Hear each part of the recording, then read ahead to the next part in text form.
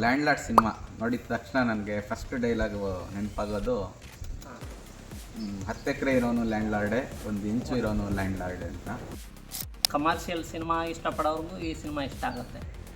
ಆ ನಿಟ್ಟಿನಲ್ಲಿ ಸಂದೇಶ ಮತ್ತು ಕಮರ್ಷಿಯಲ್ ಎರಡೂ ತುಂಬ ಚೆನ್ನಾಗಿ ಬ್ಯಾಲೆನ್ಸ್ ಮಾಡಿದ್ದಾರೆ ಅಂತ ನನಗೆ ಅನಿಸ್ತು. ಹೌದೌದು. ಒಂದು ನಿಮಿಷನೂ ಮೊಬೈಲ್ ನೋಡೋಣ ಅಂತನೋ ಅಥವಾ ಆಚೆ ಹೋಗಿ ಬರೋಣ ಅಂತನೋ ನನಗನ್ಸಿಲ್ಲ. ತಲೆನೋವುಗಳನ್ನ ಬಿಟ್ಟು ಸಿನಿಮಾ ಥಿಯೇಟ್ರಲ್ಲಿ ಕೂತ್ಕೊಳ್ಳೋದಿದೆಯಲ್ಲ, ಒಂದು ಫಿಲಮ್ ಡೈರೆಕ್ಟಾಗಿ ಒಂದು ಸಿನಿಮಾ ಪ್ರೇಕ್ಷಕನಾಗಿ ಆ ಥರ ನೋಡೋದಾದರೆ ತುಂಬ ಸೀನುಗಳು ನನಗೆ ಭಾಳ ಇಷ್ಟ ಆಯಿತು. Apart from all this social justice element. ನಾವಿವತ್ತು ಲ್ಯಾಂಡ್ ಲಾರ್ಡ್ ಸಿನಿಮಾದ ಬಗ್ಗೆ ಒಂದು ಡಿಸ್ಕಷನ್ ಮಾಡ್ತಾಯಿದ್ವಿ. ನನ್ನ ಜೊತೆ ಮುರಳಿ ಮೋಹನ್ ಕಾಟಿ ಅವರಿದ್ದಾರೆ. Sir welcome. Hi. So land lord cinema ನೋಡಿದ ತಕ್ಷಣ ನನಗೆ ಫಸ್ಟ್ ಡೈಲಾಗ್ ನೆನಪಾಗೋದು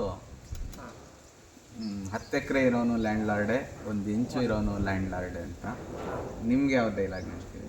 ನನಗೆ ಸಂವಿಧಾನದ ಬಗ್ಗೆ ಲಾಸ್ಟ್ ಒಂದಿಷ್ಟು ಡೈಲಾಗ್ ಇದಾವಲ್ಲ, ಅದು ಇಷ್ಟ ಆಯಿತು. ಮತ್ತು ಲ್ಯಾಂಡ್ ಲಾರ್ಡು ಸಿನಿಮಾ ನೋಡಿದ ತಕ್ಷಣ ಥಿಯೇಟ್ರಿಂದ ಹೊರಗೆ ಬಂದ ತಕ್ಷಣ ಯಾವ ಫೀಲ್ ಆಯಿತು? ನಾನು ಲ್ಯಾಂಡ್ ಲಾರ್ಡ್ ಆಗಬೇಕು ಅಂತ ಅನ್ನಿಸ್ತು. ನಿಮಗೆ?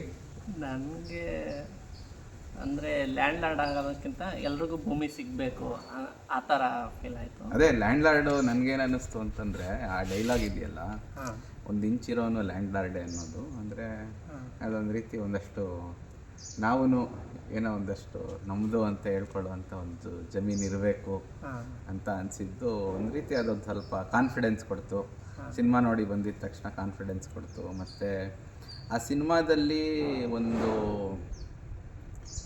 ಒಂದು ಜನಪ್ರಿಯ ನಾಯಕ, ಜನಪ್ರಿಯ ಮಾದರಿ ಸಿನಿಮಾದಲ್ಲಿ ಸಂವಿಧಾನದ ಬಗ್ಗೆ, ಭೂಮಿ ಬಗ್ಗೆ ಮತ್ತು ನಮ್ಮ ಸಮಾಜದಲ್ಲಿರುವಂಥ ಒಂದಷ್ಟು ಅನಿಷ್ಟ ಪದ್ಧತಿಗಳ ಬಗ್ಗೆ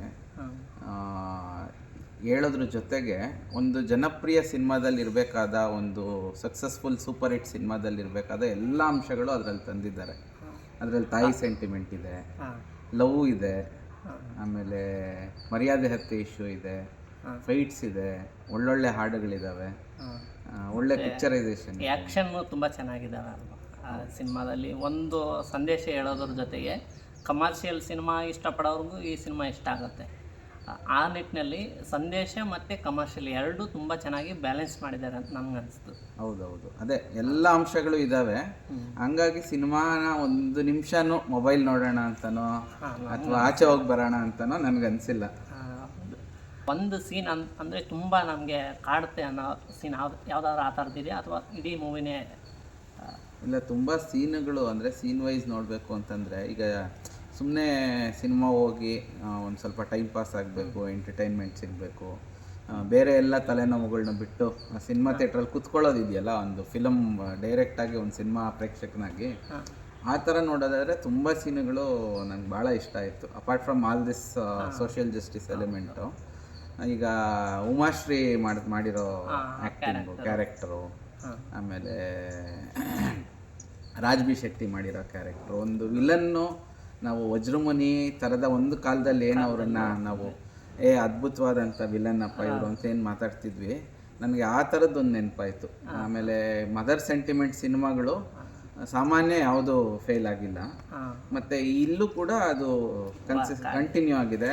ಒಟ್ಟು ಉಮಾಶ್ರೀ ನೀನು ನನ್ನ ಮಾತಾಡಿಸ್ಬೇಡ, ನೀನು ಜಮೀನು ಒಂದವರೆಗೂ ಅನ್ನೋದಿದೆಯಲ್ಲ, ಅದು ತುಂಬ ಎಮೋಷ್ನಲ್ ಡೈಲಾಗ್. ಮತ್ತು ಅವರಿಂದ ಒಂದು ಮನುಷ್ಯ ಭೂಮಿಯ ಹಕ್ಕನ್ನು ಯಾವ ರೀತಿಯಾಗಿ ಪಡ್ಕೊಳ್ಳೋಕ್ಕೆ ಪ್ರೋತ್ಸಾಹ ಮತ್ತು ಆಕ್ರೋಶ ಅನ್ನೋದಿದೆಯಲ್ಲ, ಆ ಉಮಾಶ್ರೀ ಕ್ಯಾರೆಕ್ಟ್ರಲ್ಲಿ ನಾವು ಆ ಆಕ್ರೋಶ ನೋಡ್ಬೋದು. ಹೌದೌದು. ಇಡೀ ಸಿನಿಮಾದ ಒಂದು ರೀತಿ ಸೆಂಟರ್ ಕ್ಯಾರೆಕ್ಟರು ಇಡೀ ಸಿನಿಮಾನ ಒಂದು ಹಂತಕ್ಕೆ ಮೇಲಕ್ಕೆ ತೊಗೊಂಡು ಹೋಗುವಂಥದ್ದು. ಪ್ರಾರಂಭದಲ್ಲಿ ಉಮಾಶ್ರೀ ಮೇಡಮ್ ಕ್ಯಾರೆಕ್ಟ್ರು ಅವರು ಸೂಪರಾಗಿ ಮಾಡಿದ್ದಾರೆ ಅಂತ ಅನ್ನಿಸ್ತು ನನಗೆ. ಮತ್ತು ದುನಿಯಾ ವಿಜಯ್ ಮತ್ತು ಅವ್ರ ಮಗಳು ರಿತನ್ಯ ಅವರು ಕ್ಯಾರೆಕ್ಟರ್ ಇದಾವಲ್ಲ, ಅವು ಸಿನಿಮಾಗೆ ಒಂದು ದೊಡ್ಡ ಪಿಲ್ಲರ್ ಥರ ಅಂತ ಅನ್ಸುತ್ತೆ ನನಗೆ.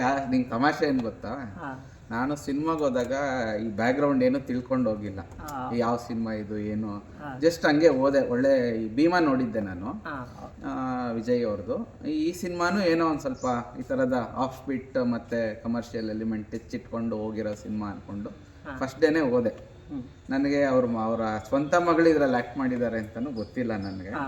ಬಟ್ ಆ ಕ್ಯಾರೆಕ್ಟ್ರ್ ಭಾಳ ಇಂಪ್ರೆಸ್ ಮಾಡಿಬಿಡ್ತು ತುಂಬ. ಮತ್ತು ಅವರು ಅಂದರೆ ನಮಗಿರುವ ಚಿಕ್ಕ ಅಧಿಕಾರದಲ್ಲಿ ಅಂದರೆ ಒಬ್ಬ ಕಾನ್ಸ್ಟೇಬಲ್ ಆಗಿದ್ದರೂ ಕೂಡ ಅವರು ಯಾವ ರೀತಿ ಪರಿವರ್ತನೆ ಮಾಡ್ಬೋದು, ಜನರಿಗೆ ಜಾಗೃತಿ ಮೂಡಿಸ್ಬೋದು ಅನ್ನೋದನ್ನು ಆ ಕ್ಯಾರೆಕ್ಟರ್ ತುಂಬ ಚೆನ್ನಾಗಿ ಹೇಳಿದೆ ಅಂತ ಅನ್ಸುತ್ತೆ. ಹೌದು, ಅವರು ಫಸ್ಟು ಆ ಮೇಕೆ ಮರಿನ ಎತ್ಕೊಂಡು ಬರೋದು ಅಥವಾ ಇಡೀ ಸ್ಕ್ರೀನ್ ಮೇಲೆ ಅವ್ರ ಪ್ರೆಸೆಂಟೇಷನ್ನು ಆ್ಯಕ್ಟಿಂಗ್ ಭಾಳ ಫಸ್ಟ್ ಫಿಲಮ್ ಅಂತ ನಮ್ಗೆ ಅನ್ಸೋದೇ ಇಲ್ಲ ಆ್ಯಕ್ಟಿಂಗ್ ನೋಡಿದ್ರೆ. ಮತ್ತು ಶಿಶಿರ್ ಬೈಕಾಡಿ ಮತ್ತು ಅವರು ಇಬ್ಬರದು ಕಾಂಬಿನೇಷನ್ ಇದೆಯಲ್ಲ ಅದು ಚೆನ್ನಾಗಿ ವರ್ಕ್ ಆಗಿದೆ ಸಿನಿಮಾದಲ್ಲಿ. ಅವ್ರ ಜೊತೆ ವಿಜುವಲೈಸೇಷನ್ನು ಹಾಡಿನ ಸೀಕ್ವೆನ್ಸ್ಗಳೆಲ್ಲ ನಾನು ನೋಡಿದೆ, ಭಾಳ ಇಷ್ಟ ಆಯಿತು ನನಗೆ. ಒಂದು ಒಳ್ಳೆ ಇಬ್ಬರೂ ಒಂದು ಒಳ್ಳೆ ಕಾಂಟ್ರಿಬ್ಯೂಷನ್ ಆಗ್ತಾರೆ ಒಟ್ಟು ಇಂಡಸ್ಟ್ರಿಗೆ ಅಂತ ಅನ್ನಿಸ್ತು ನನಗೆ. ಇನ್ನು ಕತೆ ಯಾವ ಥರ ಇದಾಯಿತು, ಕತೆ ಬಗ್ಗೆ ಮಾತಾಡೋದಾದರೆ? ಕತೆ ಬಗ್ಗೆ ಮಾತಾಡೋಕ್ಕೆ ಮುಂಚೆ ನನಗೆ ಈ ಅಂದರೆ ಸಿನಿಮಾ ಒಂದು ಒಳ್ಳೆ ಅಂದರೆ ಒಟ್ಟಾರೆ ಸಿನಿಮಾ ಈ ಕನ್ನಡ ಇಂಡಸ್ಟ್ರಿಗೆ ಒಂದು ಒಳ್ಳೆ ಮಾದರಿ ಅಂತ ಅನ್ನಿಸ್ತು. ಅಂದರೆ ಲಾಸ್ಟ್ ಒಂದು ವರ್ಷದಲ್ಲಿ ಕಾಟೇರ ಆದಮೇಲೆ ಈ ಮೂವಿ ಆ ಸ್ಟ್ಯಾಂಡ್ ಒಂದು ಕತೆ ಮತ್ತು ಅದರ ಉದ್ದೇಶ ಅದಕ್ಕೆ ಸಂಬಂಧಪಟ್ಟಂಗೆ ಹೌದು. ಬಟ್ ನನಗನ್ಸಿದ್ದು ಥಿಯೇಟ್ರಿಗೆ ಹೋಗಿ ನೋಡಿದಾಗ ಮತ್ತು ಈಗಲೂ ಥಿಯೇಟ್ರಲ್ಲಿ ಅದು ಸಕ್ಸಸ್ಫುಲ್ಲಾಗಿ ರನ್ ಆಗ್ತಾ ಇರೋದು ನೋಡಿದಾಗ ಅದು ತುಂಬ ದೊಡ್ಡ ದೊಡ್ಡ ಸ್ಟಾರ್ಗಳು ಸಿನಿಮಾಗಳು ಬಂದ್ರೂ ಲಾಸ್ಟ್ ಒಂದು 6 ತಿಂಗಳಲ್ಲಿ ಯಾವುದು ಕಚ್ಕೊಳ್ತಾ ಇರಲಿಲ್ಲ. ಮತ್ತು ಫಿಲಮ್ ಲವರ್ಸ್ ಆಗಿ ಮತ್ತು ಪ್ರೇಕ್ಷಕರಾಗಿ ನಮಗೊಂಥರ ಆತಂಕನೂ ಹೌದು, ಕನ್ನಡ ಸಿನಿಮಾದಲ್ಲಿ ಏನಾಗ್ತಾ ಇದೆ, ಯಾಕೆ ಥಿಯೇಟ್ರಿಗೆ ಜನ ಬರ್ತಿಲ್ಲ, ಸಿನಿಮಾ ಕೊಡ್ತಿಲ್ಲ, ನೆಕ್ಸ್ಟ್ ಸಿನಿಮಾ ಮಾಡೋರ ಕತೆ ಏನು, ಈ ಥರದ್ದೊಂದು ಆತಂಕ ಇತ್ತು. ಬಟ್ ಈ ಸಿನಿಮಾ ಆ ಆತಂಕನ ದೂರ ಮಾಡಿದೆ ಅನಿಸುತ್ತೆ. ಅಂದರೆ ಜನ ಬರ್ತಾ ಇದ್ದಾರೆ. ಆಮೇಲೆ ಇನ್ನೊಂದು ವಿಶೇಷ ಏನು ಅಂದರೆ ಜನ ಗುಂಪಾಗಿ ಬರ್ತಾ ಇದ್ದಾರೆ. ಈ ಸಿನಿಮಾ ಚೆನ್ನಾಗಿದೆ, ಈ ಸಿನಿಮಾ ಚೆನ್ನಾಗಿದೆ, ಹೋಗೋಣ ಅಂತ ಫ್ಯಾಮಿಲಿ ಅವ್ರನ್ನ ಕರ್ಕೊಳ್ಳೋದು, ಮತ್ತು ಅವರವರ ಗ್ರೂಪ್ಗಳನ್ನ ಕರ್ಕೊಂಡೋಗೋದು, ಬೇರೆ ಬೇರೆ ಸಂಘ ಸಂಸ್ಥೆಗಳು ಆರ್ಗನೈಸ್ ಮಾಡ್ತಿರೋದು, ಇದೆಲ್ಲ ಒಂದು ನಾನು ಒಂದು 20-25 ವರ್ಷದಿಂದ ಸಿನಿಮಾ ಇಂಡಸ್ಟ್ರಿನ ಗಮನಿಸ್ತಾ ಇರೋಂಗೆ ಈ ಥರ ತುಂಬ ಕಡಿಮೆ. ಅಂದರೆ ಸಂಘ ಸಂಸ್ಥೆಗಳು ಮೋಟಿವೇಟ್ ಆಗಿ ನಾನು ಸಿನಿಮಾ ತೋರಿಸ್ತೀನಿ ಅನ್ನೋದು, ಗುಂಪಾಗಿ ಜನ ಸಿನಿಮಾ ಹೋಗಿ ನೋಡೋದು. ನಾವು ಚಿಕ್ಕನ್ನಲ್ಲಿ ಕೇಳ್ತಾ ಇದ್ವಿ, ಅಥವಾ ನಾನು ನೋಡ್ದಂಗೆ ಈಗ ಜನುಮದ ಜೋಡಿಗೋ ಅಂದರೆ ನಾನು ಚಿಕ್ಕ ವಯಸ್ಸಲ್ಲಿ ಆ ಥರದ್ದು ನೋಡಿದ್ದೀನಿ. ಅಂದರೆ ಒಟ್ಟೊಟ್ಟಿಗೆ ದೊಡ್ಡ ದೊಡ್ಡ ಗುಂಪು ಹೋಗಿ ಸಿನಿಮಾ ನೋಡೋದು ಮತ್ತು ಅದನ್ನು ಚರ್ಚೆ ಮಾಡೋದು, ಆ ಥರದ್ದೊಂದು ಎಕ್ಸ್ಪೀರಿಯನ್ಸ್ ರಾಜ್ಕುಮಾರ್ ಸಿನಿಮಾದಲ್ಲೋ, ಶಿವರಾಜ್ ಕುಮಾರ್ ಸಿನಿಮಾದಲ್ಲೋ, ವಿಷ್ಣುವರ್ಧನ್ ಸಿನಿಮಾದಲ್ಲೋ ಆಗ್ತಿತ್ತು, ಪುನೀತ್ ರಾಜ್ಕುಮಾರ್ ಸಿನಿಮಾದಲ್ಲೋ ಆಗ್ತಿತ್ತು. ಇತ್ತೀಚಿನ ವರ್ಷಗಳಲ್ಲಿ ಅದು ನನಗೆ ಕಾಣಿಸಿರ್ಲಿಲ್ಲ. ಬಟ್ ಈ ಸಿನಿಮಾದಲ್ಲಿ ಅದೊಂದು ವಿಶೇಷ ಏನು ಅಂದರೆ ಜನ ಅಂದರೆ ವಿಶೇಷ.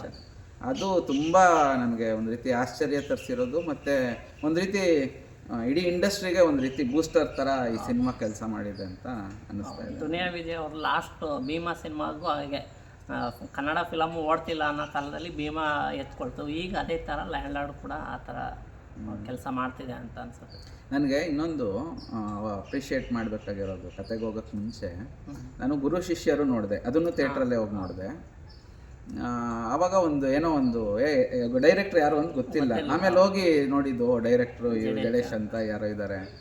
ಸೊ ಆ ಸಿನಿಮಾನೂ ಅಷ್ಟೇ ಒಂದು ತುಂಬ ವಿಶೇಷವಾದಂಥ ಒಂದು ಕಥೆನ ಇಟ್ಕೊಂಡು, ಯಾರು ಕೊಕ್ಕೋನ ಇಟ್ಕೊಂಡು ಆ ಥರ ಜನಪ್ರಿಯ ಮಾದರಿಯಲ್ಲಿ ಸಿನಿಮಾ ಮಾಡಿರಲಿಲ್ಲ. ಜಡೇಶ್ ಅವ್ರು ಮಾಡಿದ್ರು. ಆಮೇಲೆ ಕಬಡ್ಡಿ ಅಂತ ಒಂದು ನರೇಂದ್ರ ಬಾಬು ಅವ್ರು ಮಾಡಿದ ಸಿನಿಮಾ ನೆನಪಾಯಿತು. ಅದು ಮತ್ತು ಈ ಖೋಖೋ ಈ ಥರದ್ದೆಲ್ಲ ಸ್ಥಳೀಯ ಆಟಗಳನ್ನ ಇಟ್ಕೊಂಡು ಅದಕ್ಕೆ ಒಂದು ಸ್ವಲ್ಪ ನಮ್ಮ ಗ್ರಾಮೀಣ ವಾತಾವರಣ ತೆಚ್ಕೊಟ್ಟು ಮಾಡೋದು ಒಂದು ವಿಶೇಷ ಅನ್ನಿಸ್ತು. ಜಡೇಶ್ ಅವರು ಇದರಲ್ಲಿ ಗೆದ್ದಿದ್ದಾರೆ ಅಂತ ನನಗೆ ಅನ್ನಿಸ್ತು. ಸೊ ಒಟ್ಟು ಟೀಮ್ ವರ್ಕು ತುಂಬ ಚೆನ್ನಾಗಿ ಕಾಣಿಸ್ತಾ ಇದೆ ಈ ಸಿನಿಮಾದಲ್ಲಿ. ಸಾಂಗ್ಗಳು ಅಷ್ಟೇ ತುಂಬ ಚೆನ್ನಾಗಿದ್ದಾವೆ ಎಲ್ಲ ಸಾಂಗ್ಗಳು. ಇನ್ನೊಂದು 2 ಸಾಂಗ್ ಜಾಸ್ತಿ ಇದ್ದಿದ್ರೆ ಚೆನ್ನಾಗಿರೋದೇನೋ ಅಂತ ಅನ್ನಿಸ್ತದೆ. ಅಂದರೆ ಮೂವಿ ಲಾಂಗ್ ಆಗುತ್ತೆ. ಈಗ ಬಂದಿರೋ ಮೂವಿಲೇ ಸಾಂಗ್ ಕಡಿಮೆ ಇದ್ರೂ ಕೂಡ ಮೂವಿ ಹತ್ತತ್ರ 3 ಗಂಟೆ ಹತ್ತತ್ರ ಇದೆ. ಮತ್ತು ಜನಗಳು ಕೂತ್ಕೊಳ್ಳೋಕ್ಕೂ ಈಗೆಲ್ಲ 30 ಸೆಕೆಂಡ್ಸ್ 1 ನಿಮಿಷ ಕೂತ್ಕೊಳ್ಳೋದೇ ದೊಡ್ಡದು. ಹಂಗೆ ಮತ್ತು ಇನ್ನೂ ಇದರಲ್ಲಿ ಇನ್ನೊಂದು ಸ್ವಲ್ಪ ಕಥೆನ ಚೇಂಜ್ ಮಾಡ್ಬೋದಿತ್ತು, ಮತ್ತು ಇನ್ನೊಂದು ಸ್ವಲ್ಪ ಆ್ಯಡ್ ಮಾಡ್ಬೋದಿತ್ತು. ಬಟ್ ಟೈಮ್ ಅದರಲ್ಲೇ ಮ್ಯಾನೇಜ್ ಮಾಡಬೇಕು ಆ ಥರ. ಅಂದರೆ ನಾನು ಅಂದ್ಕೊಂಡಿದ್ದು ಏನಂದರೆ ಮೂವಿಗೆ ಹೋಗೋಕ್ಕೂ ಮುಂಚೆ ಕೋರ್ಟ್ ರೂಮ್ ಡ್ರಾಮಾ ಏನಾದರೂ ಐತಾ ಅಂತ ಅಂದ್ಕೊಂಡಿದ್ದೆ ನಾನು. ಅದು ಇಲ್ಲ, ಆ ಥರ ಇದ್ದಿದ್ರೆ ಎಫೆಕ್ಟ್ ಇನ್ನೂ ಚೆನ್ನಾಗಿರೋದು. ಇದೆ, ಸುಮಾರು ಜನ ಹಂಗೆ ಎಕ್ಸ್ಪೀರಿಯೆನ್ಸ್ ಮಾಡಿದ್ದಾರೆ. ನನಗೂ ಶೇರ್ ಮಾಡ್ಕೊಳ್ಳೋವಾಗ ಇನ್ನೊಂದು ಸ್ವಲ್ಪ ಚಿಕ್ಕದಾಗ್ಬೋದು, ಶಾರ್ಪ್ ಆಗ್ಬೋದು ಅಂತ. ಬಟ್ ನನಗೇನು ಅನಿಸುತ್ತೆ, ಈ ಸಿನಿಮಾದಲ್ಲಿ ಒಂದು 3-4 ಲೇಯರ್ ಇದೆ. ಆಗಲೇ ಹೇಳ್ದಂಗೆ ಇಲ್ಲಿ ಒಂದು ಲವ್ ಸ್ಟೋರಿ ಇದೆ, ಮದರ್ ಸೆಂಟಿಮೆಂಟ್ ಇದೆ, ಮತ್ತು ಒಟ್ಟು ಭೂಮಾಲೀಕರ ದೌರ್ಜನ್ಯ ಇದೆ, ದೇವದಾಸಿ ಸಿಸ್ಟಮ್ ಇದೆ, ಈ ಥರದ್ದು ಬೇರೆ ಬೇರೆ ಲೇಯರಲ್ಲಿ ಬೇರೆ ಬೇರೆ ಒಂದೇ ಒಂದು 4 ಸಿನಿಮಾಗಾಗುವಷ್ಟು ಅದೇ ಒಂದು ಸಿನಿಮಾದಲ್ಲಿ ಒಂದೊಂದು ಇಶ್ಯೂ ಇಟ್ಕೊಂಡು ಒಂದೊಂದು ಸಿನಿಮಾ ಮಾಡ್ಬೋದು. ಅಷ್ಟನ್ನು ಒಂದೇ ಇದರಲ್ಲಿ ಹೇಳೋದು ತುಂಬ ಕಷ್ಟನೇ, ಬಟ್ ಒಳ್ಳೆ ಪ್ರಯತ್ನ ಅಂತ ಮಾಡಿದ್ದಾರೆ. ಹೌದೌದು, ನನಗೆ ಭಾಳ ಖುಷಿ ಆಯಿತು, ಇಷ್ಟ ಆಯಿತು ಸಿನಿಮಾ. ನಾನು 2 ಸಲ ನೋಡಿದ್ದೀನಿ ಸಿನಿಮಾ. ಫಸ್ಟ್ ಡೇ ನೋಡಿದೆ, ಆಮೇಲೆ ಒಂದು ವಾರ ಬಿಟ್ಟು ನೋಡಿದೆ. 2 ಸಲನೂ ಏನು ತೀರಾ ಡಿಫ್ರೆನ್ಸ್ ಅನಿಸಿಲ್ಲ. ಅಂದರೆ ಫಸ್ಟ್ ಟೈಮ್ ನೋಡಿದಾಗ ಸೆಕೆಂಡ್ ಟೈಮ್ ನೋಡಿದಾಗ ಕೆಲವೊಂದು ಸಲ ಆ ಸಿನಿಮಾದ ಇಂಪ್ಯಾಕ್ಟ್ ಬೇರೆ ಆಗುತ್ತೆ ಅನಿಸುತ್ತೆ. ನನಗೆ ಇಂಪ್ಯಾಕ್ಟ್ ಹಂಗೆ ಇದೆ ಅಂತ ಅನ್ನಿಸ್ತು ನನಗೆ. ನಿಮಗೆ? ನನಗೆ ಒಳ್ಳೆಯ ಅನುಭವ ಕೊಡ್ತು, ಮತ್ತು ನಮ್ಮ ಹಳ್ಳಿಯ ನೆನಪುಗಳನ್ನ ಮತ್ತಷ್ಟು ಕೆದಕೋ ಥರ ಆಯಿತು ಆ ಸಿನಿಮಾ. ಒಂದೊಳ್ಳೆ ಎಕ್ಸ್ಪೀರಿಯೆನ್ಸ್ ಆ ಸಿನಿಮಾದಿಂದ ಸಿಕ್ಕಿದೆ. ಮತ್ತು ಎಲ್ಲರೂ ನೋಡಬೇಕಾದಂಥ ಸಿನಿಮಾ ಇದು. ಯಾರು ಸಿನಿಮಾ ಮಿಸ್ ಮಾಡ್ಕೋತಾರಲ್ಲ ಅವ್ರಿಗೆ ಅದು ನಷ್ಟ. ಅಂದರೆ ಸಿನಿಮಾ ದುನಿಯಾ ವಿಜಯ್ಗಾಗಲಿ ಪ್ರೊಡ್ಯೂಸರ್ಗಾಗಲಿ ನಷ್ಟ ಅಲ್ಲ, ಅದು ನೋಡದೇ ಇರೋರಿಗೆ ನಷ್ಟ ಅನಿಸುತ್ತೆ. ಯಾಕಂದರೆ ನಮ್ಮ ಕತೆ ಅವ್ರು ಹೇಳಿದ್ದಾರೆ ಅಂದಮೇಲೆ ಅದನ್ನು ನಾವು ನೋಡಲೇಬೇಕು. ಇದು ಬೇರೆಯವ್ರ ಕತೆ ಅಂತ ನಮ್ಗೆ ಅನ್ಸೋದೇ ಇಲ್ಲ.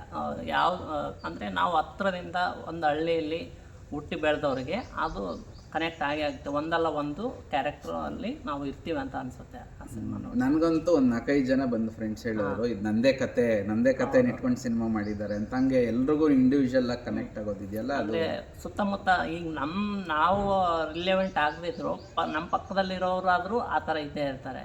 ಅದಕ್ಕೆ ಆ ಒಂದು ತಾರತಮ್ಯಕ್ಕಾಗಲಿ ಆ ಒಂದು ಶೋಷಣೆಗಾಗಿ ಒಳಗಾಗಿ ಎದ್ದಿರ್ತಾರೆ. ಅವ್ರ ಕತೆ ನಮ್ಮ ಕತೆ ಅಂತ ನೋಡ್ಬೇಕು ಆ ಸಿನಿಮಾ. ಆಮೇಲೆ ನನಗೆ ಇನ್ನೊಂದು ಇಂಟ್ರೆಸ್ಟಿಂಗ್ ಅನಿಸಿದ್ದು, ಹೊರಗಡೆ ಸೋಷಿಯಲ್ ಮೀಡಿಯಾದಲ್ಲಿ ಇದು ಯಾವುದೋ ಜಾತಿ ಸಿನಿಮಾನೋ ಯಾರನ್ನೋ ವಿರೋಧ ಮಾಡ್ತಿದ್ದಾರೆ. ಬಟ್ ಇಂಟ್ರೆಸ್ಟಿಂಗ್ ಅನಿಸಿದ್ದು, ಎಲ್ಲೂ ಇಡೀ ಸಿನಿಮಾದಲ್ಲಿ ಯಾವ ಜಾತಿ ಹೆಸರು ಪ್ರಸ್ತಾಪ ಆಗಿಲ್ಲ. ಹೌದೌದು, ಅದೊಂದು ಪ್ಲಸ್ ಪಾಯಿಂಟ್ ಆಗಿದೆ ಅದರಲ್ಲಿ. ಯಾವ ಜಾತಿ ಹೆಸರು